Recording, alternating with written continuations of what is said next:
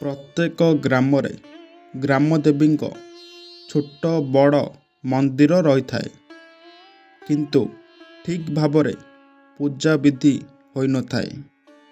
ଯେତେବେଳେ ସମୟ ମିଳୁଛି ସେତେବେଳେ ପୂଜା କରୁଛନ୍ତି, ଠିକ୍ ସମୟରେ ପୂଜା ହୋଇନଥାଏ। ଦିନେ ଦିନେ ଅପୂଜା ରୁହନ୍ତି। ଗ୍ରାମଦେବୀ କିଏ? ଗ୍ରାମଦେବୀଙ୍କୁ ଗ୍ରାମରେ କାହିଁକି ରଖାଯାଇଥାଏ? ଗ୍ରାମର ସଙ୍କଟ ଦୂର କରି ଗ୍ରାମବାସୀଙ୍କୁ ମହାବିପଦରୁ ଉଦ୍ଧାର କରିବା ପାଇଁ।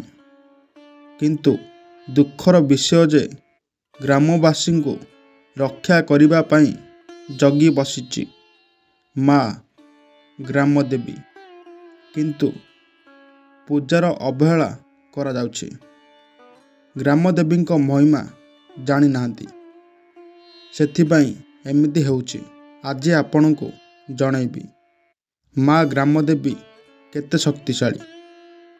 ଆପଣ ଯେତେ ବଡ଼ ବଡ଼ ଶକ୍ତିପୀଠ ଯାଆନ୍ତୁ, ଯେତେ ପୂଜାପାଠ କରନ୍ତୁ, ଗ୍ରାମରେ ମେଳା କରନ୍ତୁ, ନାମଯଜ୍ଞ କରନ୍ତୁ, କିମ୍ବା ଘରେ ଯେତେ ପୂଜା ପାଠ କରନ୍ତୁ, ଗ୍ରାମର ଗ୍ରାମଦେବୀ ଯଦି ସନ୍ତୁଷ୍ଟ ନାହାନ୍ତି, କୌଣସି ଶୁଭଫଳ ପ୍ରାପ୍ତ ହେବ ନାହିଁ।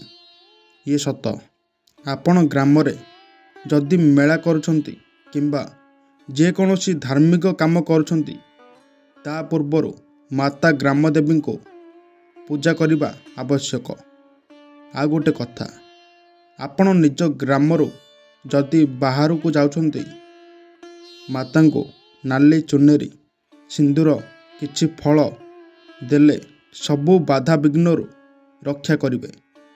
ଲୋକକଥା ରହିଛି, ଗ୍ରାମରେ ଯଦି କାହାର ଦେହ ଖରାପ ଅଛି, ମାଆଙ୍କଠେ ଶ୍ରଦ୍ଧାର ସହିତ ପୂଜା କରୁଥିଲେ, ମାଆଙ୍କୁ ଗାଧୋଇ ଦେଉଥିଲେ, ଫୁଲରେ ସଜେଇ ଦେଉଥିଲେ, ପୂଜାବିଧି କରୁଥିଲେ, ମାଆଙ୍କ ଦୟାରେ ଦେହ ସୁସ୍ଥ ହୋଇ ଯାଉଥିଲା।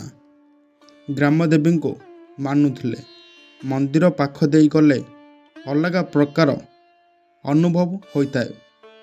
ସତେ ଯେମିତି ମା ମନ୍ଦିର ଭିତରେ ଜୀବନ୍ତ ରୂପେ ଅଛି। ରାତିରେ ମାଆଙ୍କ ପାଉଁଜି ଶବ୍ଦ ଶୁଭୁଥାଏ ଏବଂ ଗ୍ରାମର ମୁଖିଆ ପୂଜା କରନ୍ତି।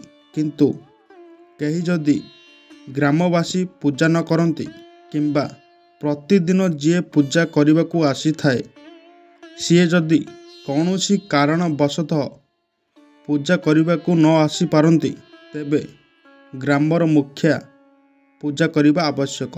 ନହେଲେ ମାତାଙ୍କ କୃପାଦୃଷ୍ଟି ଗ୍ରାମର ମୁଖିଆଙ୍କ ଉପରେ ପଡ଼ିଥାଏ। ଏବେ ବି ମାଆଙ୍କ ମହିମା ଅଛି। ଇଏ ଥିଲା ଲୋକକଥା। ଏବେ ଆସନ୍ତୁ ଜାଣିବା ମାଆଙ୍କ ମହିମା। ଗୁରୁବାର ମାଆଙ୍କ ପୂଜା। ମାଆଙ୍କ ପ୍ରିୟ ବାର। ଗୁରୁବାର ଦିନ ପୂଜା କରିଲେ ଅର୍ଥ ଅଭାବର ସଙ୍କଟ ଦେଖାଦେବନି। ଯେଉଁମାନେ ଗ୍ରାମଦେବୀଙ୍କୁ ପୂଜା କରନ୍ତି କିମ୍ବା ଭକ୍ତି କରନ୍ତି, ସେମାନଙ୍କର କୌଣସି ଅସୁବିଧା ହୋଇନଥାଏ। ଶତ୍ରୁର ଚକ୍ରାନ୍ତ ପରିବାର ଉପରେ କୌଣସି ପ୍ରଭାବ ପଡ଼ିନଥାଏ। କେବେ ବି ଅସୁବିଧାର ସମ୍ମୁଖୀନ ହେବାକୁ ପଡ଼ିନଥାଏ।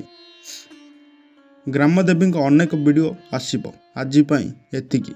ଆମକୁ କିଛି ସମୟ ଦିଅନ୍ତୁ ମାଆଙ୍କ ବିଷୟରେ ରହସ୍ୟ ଖୋଜି ବାହାର କରିବା ପାଇଁ। ଜୟ ମା ଗ୍ରାମଦେବୀ।